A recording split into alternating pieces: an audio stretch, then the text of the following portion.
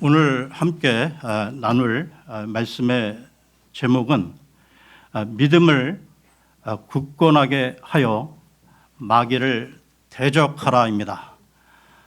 믿음을 굳건하게 하여 마귀를 대적하라. 오늘은 베드로전서 강해 18번째 시간인데요. 또한 오늘이 베드로전서 마지막 시간입니다. 지난 시간에는 교회 리더, 직분자들이 어떤 자세와 태도로 교회 사역을 이끌며 교회 성도들을 잘 섬겨야 하는지 살펴보았고요.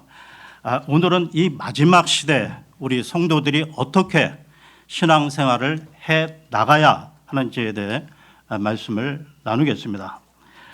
먼저 오늘 본문 말씀을 보겠습니다. 베드로전서 5장 5절에서 마지막 14절까지입니다. 베드로전서 5장 5절에서 14절입니다.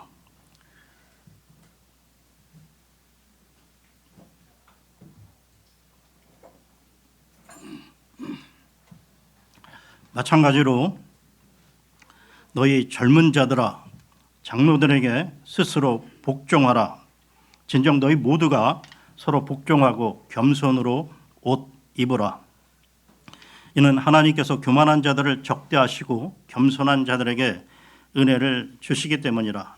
그러므로 하나님의 막강한 손 아래서 스스로 겸손하라. 이는 그분으로 하여금 합당한 때에 너희를 크게 높이시게 하려 함이라. 너희의 모든 염려를 그분께 던지라. 이는 그분께서 너희를 돌보시기 때문이라. 정신을 차리고 깨어 있으라. 이는 너희의 대적 마귀가 울부짖는 사자처럼 자신이 삼킬 수 있는 자를 찾아 두루 다니기 때문이라. 세상 속에 있는 너희 형제들에게 동일한 고난들이 이루어진 것을 아노니 믿음 안에서 흔들림 없이 그에게 저항하라. 그러나 모든 은혜의 하나님 곧 그리스도 예수를 통하여 그분의 영존하는 영광으로 우리를 부르신 분께서 너희가 잠깐 고통을 받은 뒤에는 너희를 완전하게 하시고 확실하게 세우시며 강건하게 하시고 너희를 정착시키시느니라. 그분께 영광과 통치권이 영원 무궁토록 있기를 바라노라. 아멘. 신실한 형제인 실바누스 편에 나는 너희에게 내가 생각하는 대로 간략하게 기록하여 권면하였으며 이것이 너희가 서 있는 하나님의 참된 은혜임을 증언하였노라. 너희와 함께 택함받은 바빌론에 있는 교회가 너희에게 문안하노라. 그리고 나의 아들 마르크스도 그리하느니라. 너희는 성도의 사랑에 입맞춤으로 서로 인사하라. 그리스도 예수 안에 있는 너희 모두에게 평안이 있기를 기원하노라. 아멘. 오늘 본문 전체를 읽었고요. 그러면 좀 더 세부적으로 살펴보겠습니다. 5장 5절을 다시 보겠습니다. 마찬가지로 너희 젊은 자들아 장로들에게 스스로 복종하라. 진정 너희 모두가 서로 복종하고 겸손으로 옷 입으라. 이는 하나님께서 교만한 자들을 적대하시고 겸손한 자들에게 은혜를 주시기 때문이라. 지난 주일에 장로들은 1차적으로 교회의 목회자들을 가리키고 그 밖에 신앙 연륜과 경륜이 원숙한 교회 지도자들을 가리킨다면 여기 젊은 자들은 나이가 젊은 그 사람들일 뿐만 아니라 신앙 경륜이 낮은 성도들을 가리킵니다.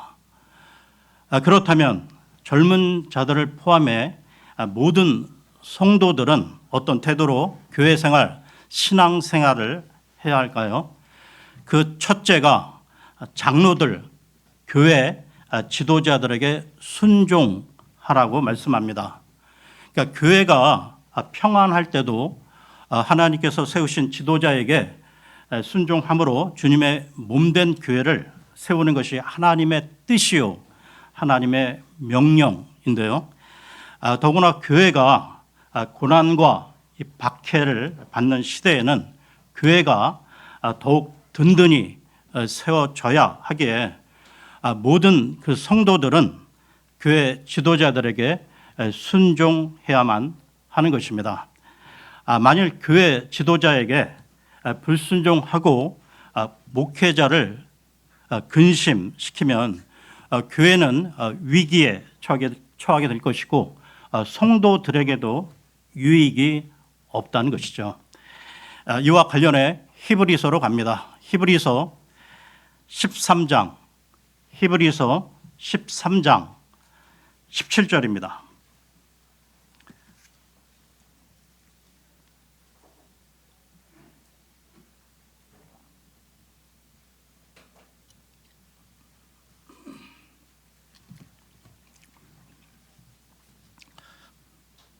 (13장) 17절입니다. 너희를 다스리는 자들에게 순종하고 스스로 복종하라. 이는 그들이 회개 보고를 해야만 하는 자들로서 너희의 혼들을 위하여 깨어 있기 때문이라. 이는 그들로 하여금 그것을 즐거움으로 행하고 비통함으로 하지 않게 하려 함이라. 이는 그것이 너희에게 무익하기 때문이라. 교회의 그 지도자에게 순종하는 것은 결과적으로 하나님께 순종하는 것입니다. 다음으로 이 고난의 시대 성도들의 태도는 어떠해야 하는가? 둘째, 서로에게 겸손하라. 다시 베드로전서로 돌아와서요. 5장 5절 베드로전서 5장 5절 하반절을 보겠습니다. 하반절입니다. 겸손으로 옷 입으라. 이는 하나님께서 교만한 자들을 적대하시고 겸손한 자들에게 은혜를 주시기 때문이라. 여러분, 교회에서 왜 문제가 발생할까요? 더 나아가 교회 지체들 간에 갈등, 반목, 다툼이 왜 일어날까요? 근본 원인은 겸손치 못하고 교만하기 때문입니다. 여러분, 이 교만은 다툼의 근원인데요. 잠언으로 갑니다. 잠언 13장 10절을 보겠습니다. 잠언 13장 10절입니다.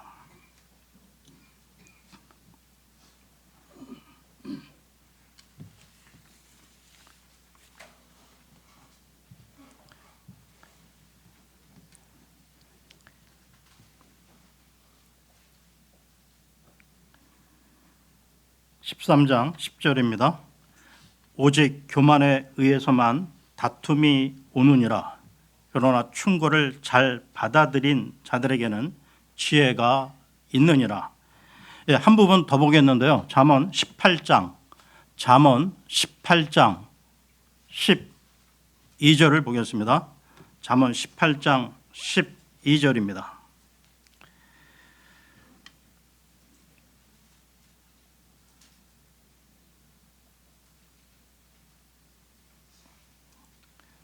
사람의 마음은 멸망에 앞서 거만하며 존귀에 앞서 겸손이 있느니라. 교만한 자의 끝은 멸망이지만 겸손한 자는 하나님께서 존귀하게 높여주신다는 말씀입니다. 그러면 베드로전서로 돌아와서요. 베드로전서 5장 6절 베드로전서 5장 6절을 보겠습니다. 그러므로 하나님의 막강한 손 아래서 스스로 겸손하라. 이는 그분으로 하여금 합당한 때에 너희를 크게 높이시게 하려 함이라. 인간의 그 생사화복이 모두 다 하나님의 손 아래 있기에 우리 그리스도인들은 늘 겸손해야만 하는데요. 때가 되면 하나님께서 높이신다는 것입니다. 또한 지금 우리가 당하는 고난은 예수님의 그 재림 때 영광으로 바뀌게 될 것이라는 것입니다. 다음으로 고난의 시대 성도들의 태도는 어떠해야 하는가? 셋째, 모든 염려를 그분께 던지라. 계속해서요. 5장 7절을 보겠습니다. 너희의 모든 염려를 그분께 던지라. 이는 그분께서 너희를 돌보시기 때문이라. 내게 있는 염려를 내가 움켜쥐고 있지 말고 나의 주님께 던져버리고 염려하지 말라는 말씀입니다. 여러분, 왜 그리스도인이 염려하지 말아야 할까요? 염려는 사탄이 우리를 공격하는 통로가 되기 때문입니다. 그러니까 우리가 염려를 하는 순간 사탄은 우리의 그 주의를 흐트려 하나님을 의지하지 못하게 하면서요, 자신이나 다른 방법을 찾도록 유도하기 때문입니다. 그렇다면 여러 문제와 어려운 가운데 어떻게 염려하지 않을 수 있을까요? 빌립보서로 갑니다. 빌립보서 4장 6절 7절을 보겠습니다. 빌립보서 4장 6절 7절입니다.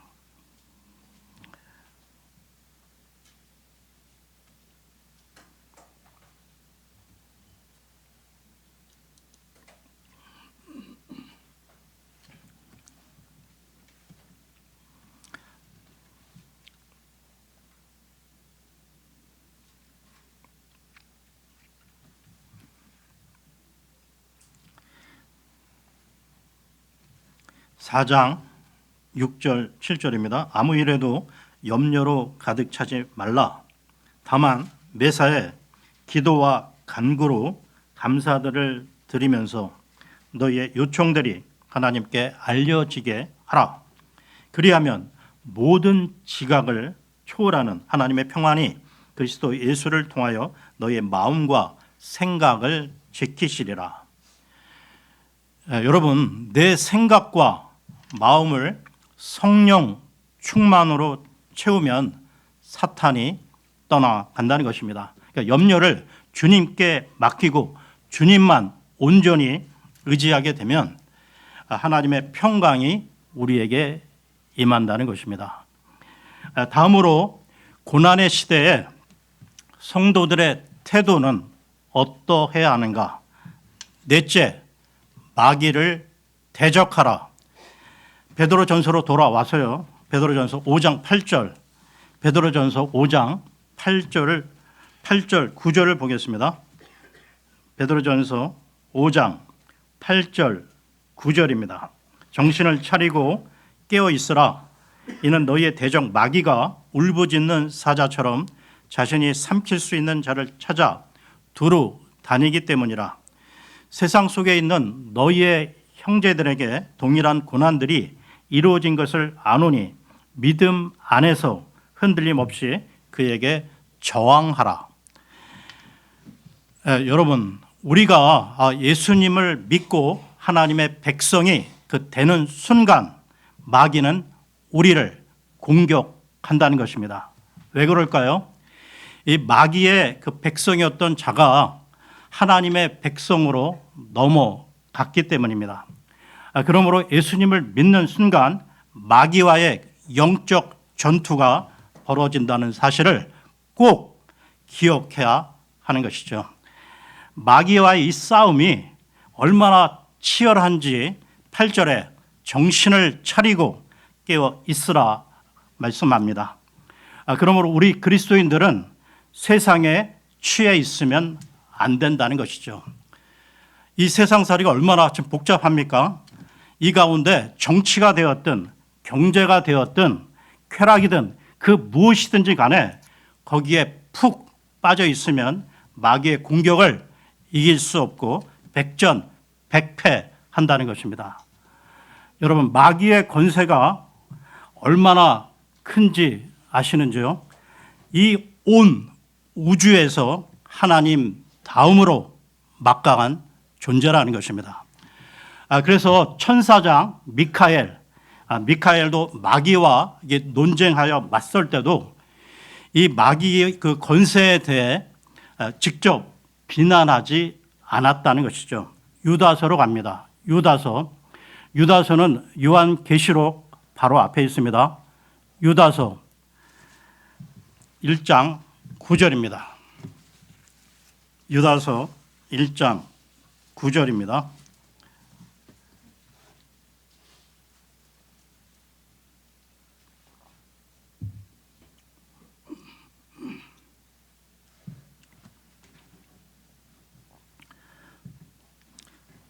그렇지만 천사장 미카엘은 모세의 몸에 대하여 자신이 논박하며 마귀와 쟁론할 때 그를 대적하여 감히 어떤 욕설로 고소하지 아니하였고 다만 주께서 너를 꾸짖으시기 바라노라 하고 말하였느니라. 미카엘이 마귀와 다투다가 어느 한계에서 자제하고 그를 책망하실 주님께 맡겼는데요. 그러니까 마귀의 권세가 하나님께로부터 받은 것이라는 사실 앞에서는 한계가 있었다는 것입니다. 다시 베드로전서로 돌아와서요. 베드로전서 5장 8절. 베드로전서 5장 8절을 다시 보겠습니다. 정신을 차리고 깨어 있어라. 이는 너희의 대적 마귀가 울부짖는 사자처럼 자신이 삼킬 수 있는 자를 찾아 두루 다니기 때문이라. 여기에 그 대적 마귀가 나오는데요. 여러분, 마귀와 사탄은 같은 존재입니다. 그러니까 사탄은 대적자라는 뜻이고요. 마귀는 비방자, 고발자라는 뜻을 갖고 있습니다. 그러므로 대적 마귀는 사탄 마귀라는 말입니다. 이 사탄 마귀에 저항하기 위해 정신을 차리고 깨어 있어야 하는 이유는 이 사탄은 먹잇감을 찾는 사자처럼 돌아다니기 때문인데요. 그것도 그냥 사자가 아니라 울부짖는 사자처럼 돌아다닌다는 것입니다. 여러분, 마귀는 우리 눈에 보이지 않는 영적 존재인데요. 늘 우리의 뒤를 밟으면서 우리가 조금이라도 방심할 때 그 틈을 타서 바로 즉시로 공격해 온다는 것이죠. 여러분, 그 TV 그 프로 그 동물의 세계 보게 되면 그 초원의 그 사자는 이 먹잇감인 그 짐승들이 그 한때 이렇게 때로 모여 있을 때는 잘 공격하지 않다가 한 마리가 무리에서 벗어나 이탈하게 되면 바로 공격한다는 것이죠. 그러므로 성도들은 교회 예배 모임에 적극적으로 참여하여 하나님의 은혜와 힘을 얻어야 하고요. 지체들과의 연합, 교제도 지속해야 한다는 것입니다. 그러면서 또한 그 성도들은 개인적으로 말씀과 기도 가운데 늘 무장해야 하는 것이죠. 계속해서 5장 9절을 보겠습니다. 9절입니다. 세상 속에 있는 너희 형제들에게 동일한 고난들이 이루어진 것을 아노니 믿음 안에서 흔들림 없이 그에게 저항하라. 우리가 이 마귀와 대적하되 믿음 안에서, 그러니까 주 예수 그리스도 그분의 힘의 능력 안에서 해야 하는데요. 여러분, 우리가 믿음 안에 굳게 서서 마귀를 대적하려면 동일한 그 고난들을 당하는 다른 형제들이지만 무엇보다 예수 그리스도를 바라보아야 한다는 것입니다. 즉, 우리 주님께서 걸어가셨던 그 고난의 길을 걸어갈 각오가 되어 있어야 한다는 것이죠. 즉, 우리 또한 주님이 겪으신 아픔, 수모, 죽기까지 순종하심에 대한 이런 각오가 우리에게도 있어야 마귀를 대적할 그 자질을 갖춘 신실한 그리스도인이라는 것이죠. 계속해서 5장 10절을 봅니다. 10절입니다. 그러나 모든 은혜의 하나님 곧 그리스도 예수를 통하여 그분의 영존하는 영광으로 우리를 부르신 분께서 너희가 잠깐 고통을 받은 뒤에는 너희를 완전하게 하시고 확실하게 세우시며 강건하게 하시고 너희를 정착시키시느니라. 지금 이 10절을 잘 보십시오. 이 말씀이 고난받는 그리스도인들에게 어떻게 고난을 이길 수 있는 약속의 말씀, 격려의 말씀이 될 수 있는지 잘 보십시오. 이 구절 가운데 세 단어를 주의 깊게 보셔야 합니다. 은혜, 영존하는 영광, 부르심입니다. 그러니까 이 말씀은 우리의 구원이 어떻게 시작해서 어떻게 종결되는지를 말씀하고 있는데요. 그러니까 우리의 구원은 우연히 그냥 이루어진 것이 아니라는 것입니다. 즉 하나님께서 우리의 구원을 계획하시고 이 시대에 우리를 태어나게 하셔서 은혜로 우리를 부르시고요. 예수님 믿고 구원받게 하셨다는 것입니다. 그러므로 내가 예수님을 믿은 것 같지만 구원은 나에게서 출발한 것이 아니라 하나님의 계획 속에서 이루어진 사건이라는 것이죠. 여러분, 우리를 향한 하나님의 구원 계획이 실패로 돌아갈 수 있을까요? 하나님의 계획이 실패로 돌아간다면 우리는 그러한 무능한 하나님을 믿을 필요가 없다는 것이죠. 여러분, 하나님의 구원 계획은 반드시 이루어진다는 것입니다. 하나님께서 우리를 부르시어 구원시킨 목적은 영원한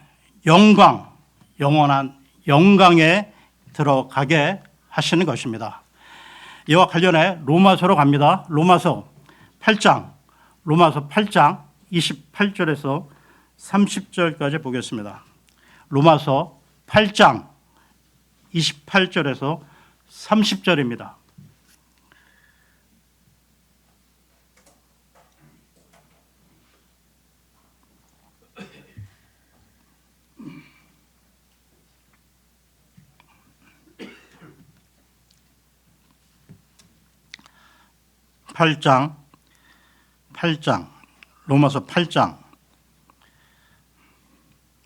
로마서 8장 28절에서 30절입니다. 그런즉 우리가 알거니와 하나님을 사랑하는 자들에게 곧 그분의 목적대로 부르심을 받은 자들에게는 모든 것들이 합력하여 선을 이루느니라. 이는 그분께서 또한 자신이 미리 아신 자들을 그분의 아들의 형상과 일치되게 하시려고 애정하셨기 때문이니 그분으로 하여금 많은 형제들 가운데 첫째로 나신 분이 되게 하려 하심이라. 이뿐만 아니라 그분께서는 자신이 애정하신 자들을 또한 부르셨도다. 그리고 그분께서는 자신이 부르신 자들의 정당함을 또한 입증하셨도다. 그리고 그분께서는 자신이 그 정당함을 입증하신 자들을 또한 영광스럽게 하셨도다. 여기에 우리의 구원이 어떻게 시작해서 어떻게 종결이 되는지 구원의 순서가 나오고 있는데요. 그러니까 하나님의 계획, 다음에 부르심, 다음에 의롭다 하심, 칭의, 다음에 영광입니다. 여기서 한 부분 더 보겠는데요. 빌립보서로 갑니다. 빌립보서 1장 6절을 보겠습니다. 빌립보서 1장 6절입니다.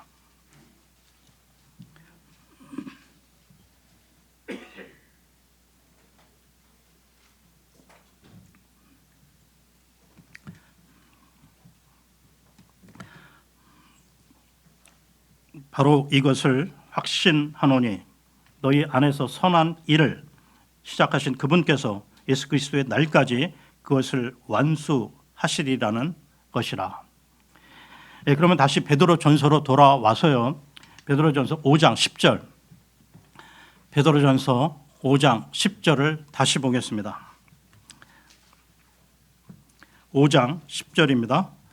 그러나 모든 은혜의 하나님 곧 그리스도 예수를 통하여 그분의 영존하는 영광으로 우리를 부르신 분께서 너희가 잠깐 고통을 받은 뒤에는 너희를 완전하게 하시고 확실하게 세우시며 강건하게 하시고 너희를 정착시키시느니라. 이 구절을 잘 보시면 영광과 고통 앞에 어떤 말이 있나요? 영광은 영존하는 영광, 고통은 잠깐 고통입니다. 그러므로 그리스도인들은 고난의 현실 속에서 그 고난은 영원한 영광과 비교해 볼 때 잠깐 고난에 불과하다는 것을 인식하고 극복해 나가야 한다는 것이죠. 또한 그 고난 극복은 내 힘으로 하는 것이 아니라 우리를 완전하게 하시고 강건하게 하시는 주님과 함께 하는 것입니다. 계속해서요. 5장 11절을 보겠습니다. 11절입니다.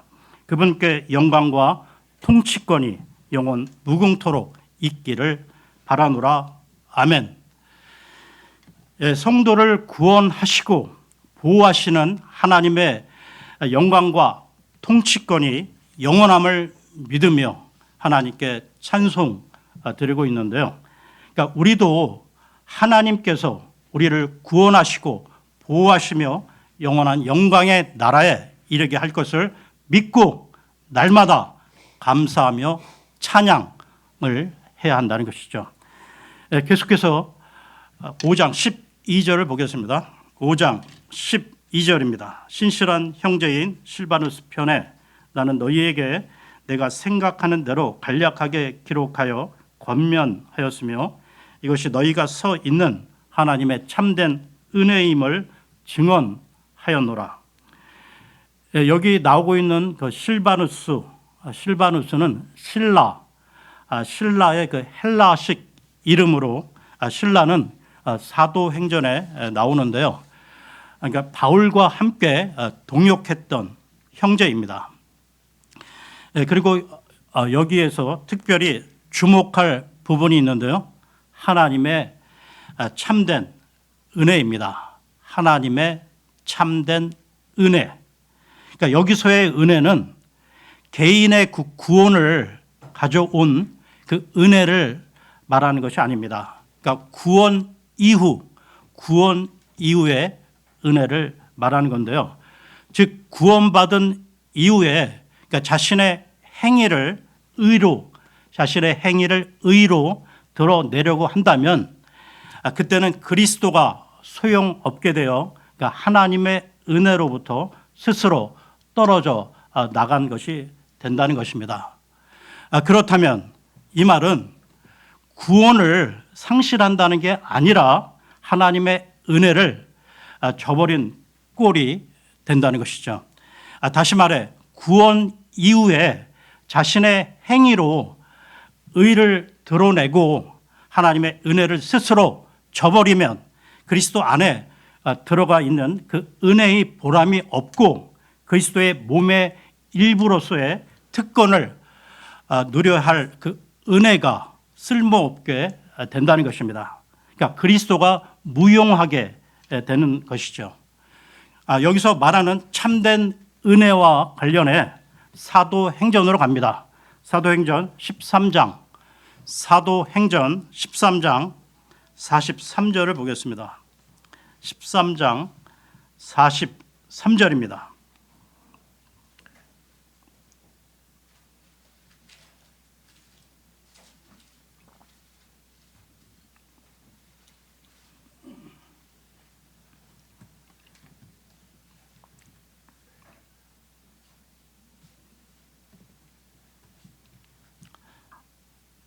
사도행전 13장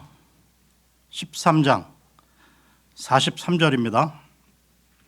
이제 회중이 파하여졌을 때 유대인들과 종교적인 유대교 개종자들 중 많은 이들이 바울과 바나바를 따랐더라. 두 사람은 그들에게 전하며 하나님의 은혜 안에서 계속 있을 것을, 하나님의 은혜 안에서 계속 있을 것을 그들에게 설득하였더라. 우리 모두는 하나님의 은혜로 구원 받았는데요. 그런데 구원 이후에도 우리는 하나님의 은혜, 그 참된 은혜 가운데 계속 머물러 있어야 그 믿음 생활을 잘 영위해 나갈 수 있다는 것입니다. 왜냐하면 우리는 구원 이후에도 하나님의 은혜 없이는 단 하루도 힘있게 올바르게 살아갈 수 없는 존재이기 때문이라는 것입니다. 그러면 베드로전서로 돌아와서요. 베드로전서 5장 13절, 베드로전서 5장 13절을 보겠습니다. 너희와 함께 택함 받은 바빌론에 있는 교회가 너희에게 문안하노라. 그리고 나의 아들 마르크스도 그리하느니라. 여기서 언급되는 바빌론은 지리적으로 실제적인 바빌론을 말하는데요. 그러니까 지금의 이라크 지역입니다. 그러니까 베드로는 그 이방인의 땅인 이 바빌론으로 가서 전파하고 있는 것이죠. 그곳에는 구원받은 유대인들과 이방인들의 교회가 있었고 베드로는 거기서 사역하는 중에 이 베드로 전서를 쓰고 있는 것입니다. 계속해서요. 5장 14절을 보겠습니다. 5장 14절입니다. 너희는 성도의 사랑에 입맞춤으로 서로 인사하라. 그리스도 예수 안에 있는 너희 모두에게 평안이 있기를 기원하노라. 아멘. 문안 인사를 비롯해 서로 인사하는 것은 그 마귀를 대적하며 고난의 삶을 함께 살아가고 있는 그리스도인들로서는 기회 있을 때마다 해야 할 일이라는 것입니다. 그러니까 마귀가 울부짖는 사자처럼 삼킬 자를 찾아 두루 다니기 때문에 그리스도인들은 항상 위험에 노출되어 있기 때문이죠. 그런즉 서로 안부를 물으며 그리스도 안에서 한 지체들이 된 자들이기에 교제를 지속해야 한다는 것입니다. 이렇게 베드로 전서를 마치고요. 다음 시간에 베드로 후서로 넘어가겠습니다. 감사합니다.